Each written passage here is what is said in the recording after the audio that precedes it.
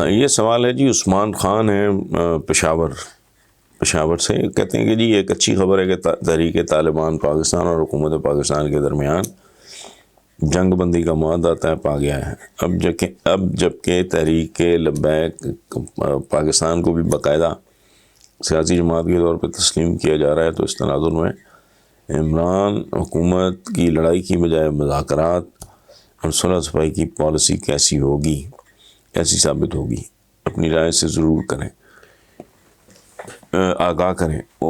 عثمان خان صاحب، سیاست تو نام ہی افہام و تفہیم کا، مکالمے کا، ڈائلاگ کا، تو یہ کامن سینس اور عام زندگی میں بھی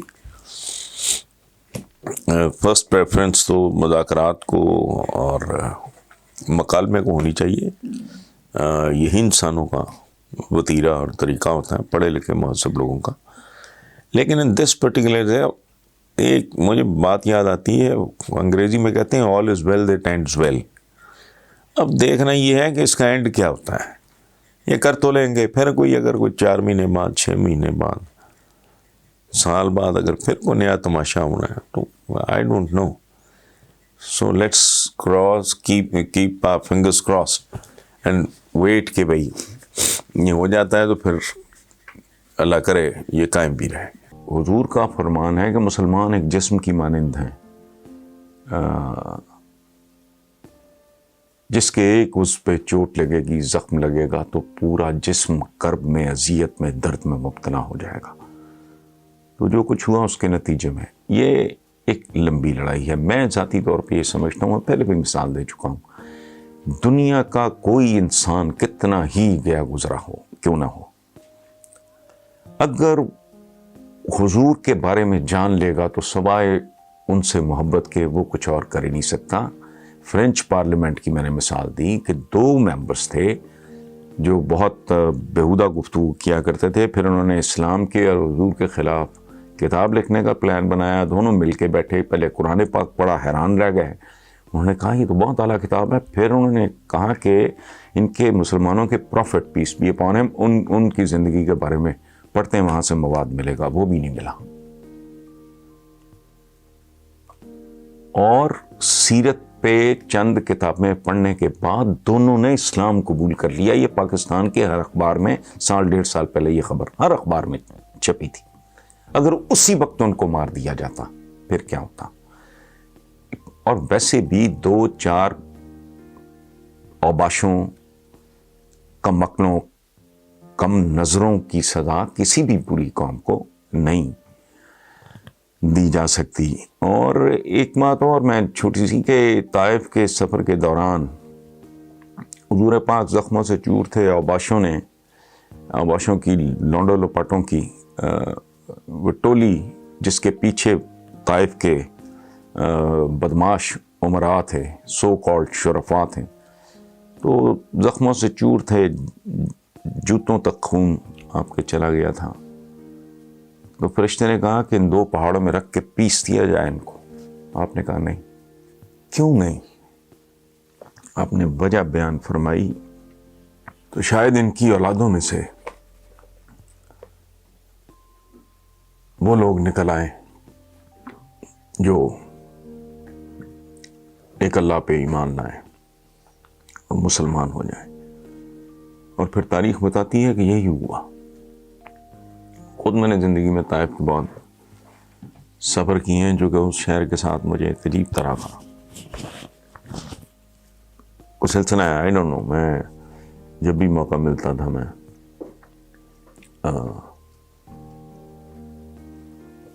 طائف کی طرف نکل جایا کرتا تھا۔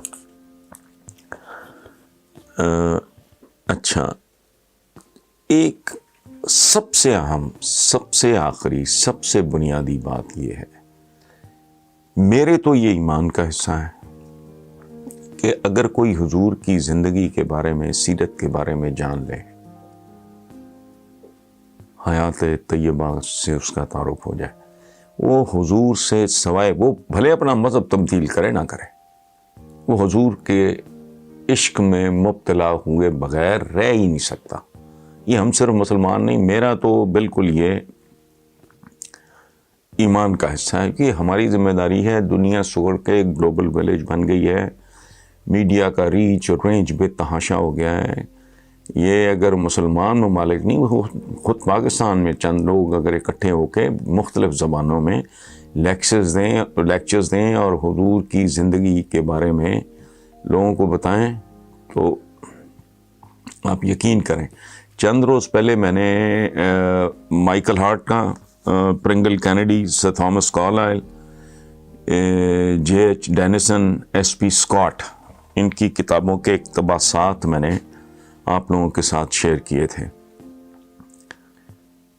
تو اندازہ لگائیں, یہ ہم تو مائیکل ہارٹ اور ایک دو لوگوں کے علاوہ جانتے نہیں کسی کو. بے شمار مشاہیر جو ہیں مغرب کے, انہوں نے ایسا خراج تحسین پیش کیا ہے حضور کو, جسے پڑھ کے آدمی حیرت زدہ رہ جاتا ہے. سو اس لیے ہمیں خود اپنے حصے کا کام جو ہے اس پہ فوکس کرنا چاہیے. یہ میرا ذاتی خیال یہ ہے کہ نارملی یہ جو اس طرح کے لوگ ہیں وہ ہم جیسے لوگوں کو دیکھ کے شاید اسلام کے بارے میں کو رائے قائم کرتے ہیں. میں نہیں جانتا کوئی آدمی ایسا جس نے حضور کی, بھائی ہندوؤں نے نعتیں لکھی ہیں اور تو چھوڑیں, کرسچنس تو پھر بلیورز ہیں, اہل کتاب ہیں. ہندوؤں نے ایسی خوبصورت نعت لکھی ہے. اچھا, بہرحال میں نے آپ کو بتایا کہ میں نے یہ 5-6 لوگوں کے بارے میں پچھلی بار عرض کیا تھا. اس بار ایک فرینچ تاریخ دان مورخ ہیں, ان کا نام ہے لیمرٹائن. تو انہوں نے بھی ہمارے نبی صلی اللہ علیہ وآلہ وسلم کو مائیکل ہارٹ کی طرح پہلے نمبر دنیا کی عظیم شخصیات میں, تو انہوں نے ترک سلطنت میں ایک کتاب لکھی تھی جس کا نام ہے ہسٹری آف ٹرکی, یعنی ترکی کی تاریخ. اس کتاب کے صفحہ 276 پہ وہ لکھتے ہیں لیمرٹائن صاحب, فلسفی, بہترین مبلغ, بہترین ماہر جنگ, قانون ساز, اصول اور عقیدے والا, ناممکن کو ممکن بنانے والا, حقیقت پسندی کو رائج کرنے والا, 20 سے زیادہ سلطنتوں کی بنیادیں رکھنے والا, اور ایک عظیم روحانی پیشوا جن کو محمد صلی اللہ علیہ وآلہ وسلم کہا جاتا ہے. وہ تمام اصول جن سے انسانی شخصیت کی عظمتوں کو ناپا جا سکتا ہے, ان اصولوں کی روشنی میں ہم کیسے بھول سکتے ہیں کہ دنیا بنی نوع انسان کی تاریخ میں کوئی شخصیت محمد پیس بی اپان ہم ان سے بڑی نہیں ہے. اب یہ لیمرٹائن کہہ رہا ہے, فرینچ کا فلسفر ہے, مطلب فرینچ ہے. اب مجھے بتائیں اس کے بعد کوئی کسر رہ جاتی ہے. یہ ایک آدمی لاکھوں پہ بھاری ہے. اس کی جگہ اگر 4 کوئی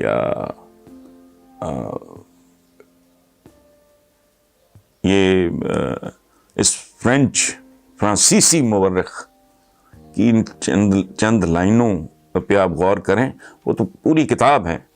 میں نے چند لائنیں صرف پڑھی ہیں کہ دنیا کا کوئی میدان انہوں نے نہیں چھوڑا جن میں انہوں نے کہا کہ ان کا جواب نہیں ہے پوری انسانی تاریخ میں.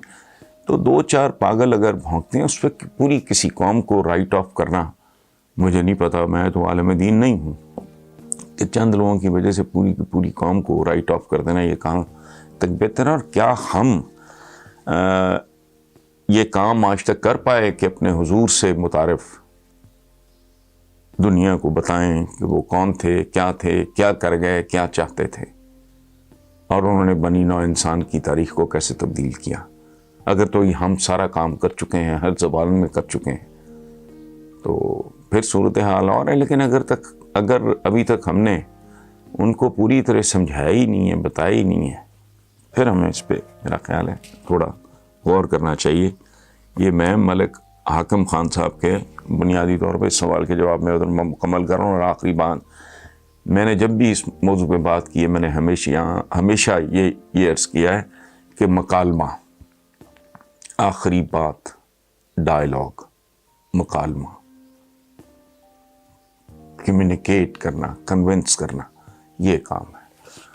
اچھا جی، اس کے بعد میں چند اور لوگوں کو پڑھا. سر ولیم میور ہیں، وہ اپنی کتاب life of Muhammad peace be upon him کے بارے میں جو لکھتے ہیں،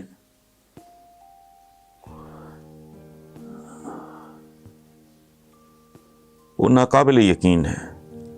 وہ ریاست کے بہترین حکمران تھے. ان کی گہری کالی آنکھوں کی گہرائی میں جو احساسات تھے اور ان کے چہرے پر جو فاتحانہ تاثرات ہوتے تھے، وہ انتہائی مقناطیسی کشش کے حامل تھے، جنہیں دیکھ کر پہلی نظر میں کوئی بھی اجنبی شخص ان کا گرویدہ ہو جاتا تھا.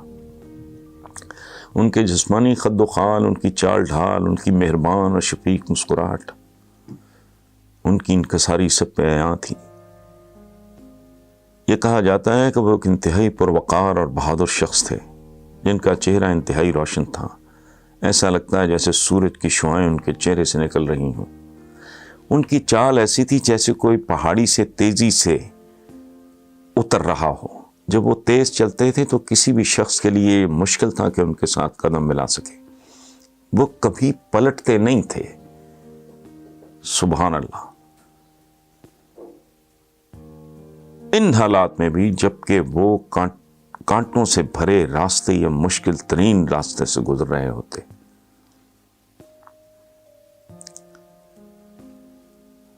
وہ اپنے ساتھیوں کو جان بوجھ کے یہ موقع دیتے کہ ان کی موجودگی میں ان کے رفقا جو ہنسی مذاق نہیں کر سکتے، وہ پیچھے رہ کے آزادی سے کر لیں. اپنے تمام تر اقدامات کو مناسب جانچ پڑتال کے بعد انجام تک پہنچانے والے، اور کوئی ایسا کام نہیں تھا جس کا انہوں نے بیڑا اٹھایا ہو لیکن پایہ تکمیل تک نہ پہنچا دیا ہو. ان کی عادت سماجی زندگی میں بھی گہرائی تک نظر آتی ہے. اگر وہ اپنے کسی ملنے والے سے ملاقات کرتے تو ایسا نہیں ہوتا تھا کہ وہ پوری طرح جسمانی اور دماغی طور پہ اس سے مخاطب نہ ہوں، بلکہ ان کا پورا جسم، چہرہ اپنے مخاطب کی طرف ہوتا، کبھی ترچھا نہیں. جب وہ مسافہ کرتے تو اس وقت تک ہاتھ تھامے رہتے جب تک دوسرا شخص خود علیحدگی اختیار نہ کرتا. ہر ملنے والوں کو ایسا محسوس ہوتا کہ وہ ایک شفیق استاد سے ملاقات کر رہے ہیں. ان کی سادہ زندگی میں اخلاقی قدریں سمائی ہوئی تھیں. اگر وہ کسی کی مالی مدد کرتے یا خیرات وغیرہ دیتے تو وہ یہ کام بذات خود کرتے اور اپنے ہاتھ سے ضرورت مندوں کی ضرورت رفع کرتے.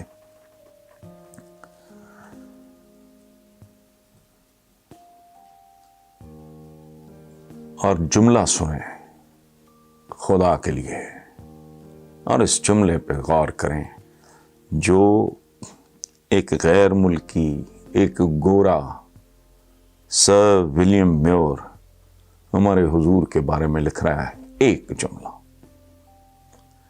وہ کہتا ہے، ان سے ملاقات کرنا اتنا ہی آسان تھا جیسے بہتے پانی سے دریا لینا. یہ دریاؤں سے گہرا یہ تبصرہ ہے.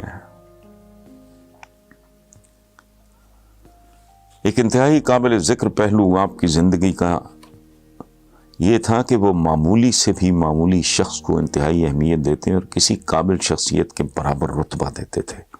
مہربانی، شفقت، برداشت، خود پہ کنٹرول اور محبت بھری توجہ اپنے اطراف کے تمام لوگوں کو دینا ان کی شخصیت کا ایک لازمی جز تھا. اگر کسی سوال کا جواب سوال کرنے والے کے خلاف جا رہا ہوتا تو وہ خاموشی اختیار کر لیتے.